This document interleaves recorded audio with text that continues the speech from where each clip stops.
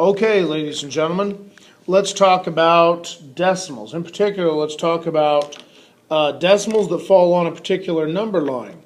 And anytime, of course, that we have a number line, we end up with something as follows. 0, 1, 2, 3, -1, -2, -3. Okay, now, we've talked about the integers. That's using each of these individual steps. But now we're going to talk about decimals. Now, anytime you talk about decimals, you also have to talk about fractions. Because decimals and fractions are really the same thing. So we'll talk about both those together. Now, a decimal, if I have 1.3, well, it's not going to be at 1, it's not going to be at 2, it's going to be partway between 1 and 2. So 1.3 would fall right there on a number line. If I had 2.5, well, a half is a fraction, but I could replace 2.5 with 0.5. So 2.5. And so that would fall halfway between 2 and 3. So that's 2.5 or 2.5. Now, if I do something a bit more challenging, take a look at, say, -4/7. -4/7. Well, the problem is I don't know where -4/7 is. So I'm going to go ahead and use my calculator. And I'm going to say -4 divide by 7. Because the way we change fractions into decimals is by simply dividing. So we come up with -4 divide by 7. That turns out to be, in this case, -0.5714, and it keeps on moving. Okay? And it keeps on moving.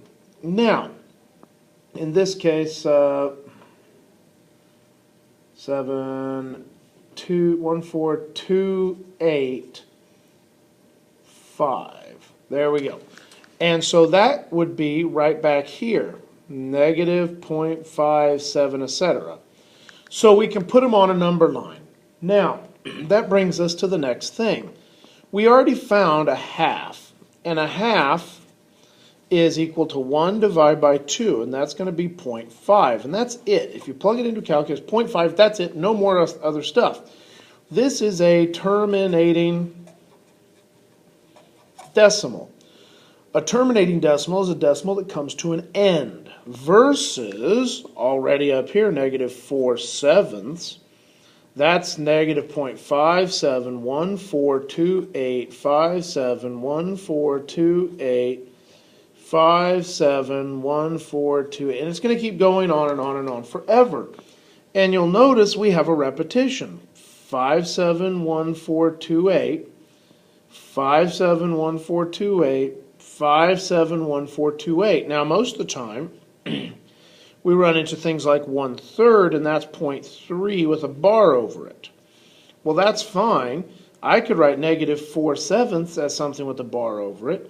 It's just that the bar has to go over everything that's repeated. So this entire grouping of numbers is repeated over and over and over and over again. So that's why there's a bar over it. Okay? So that's going from fractions to decimals.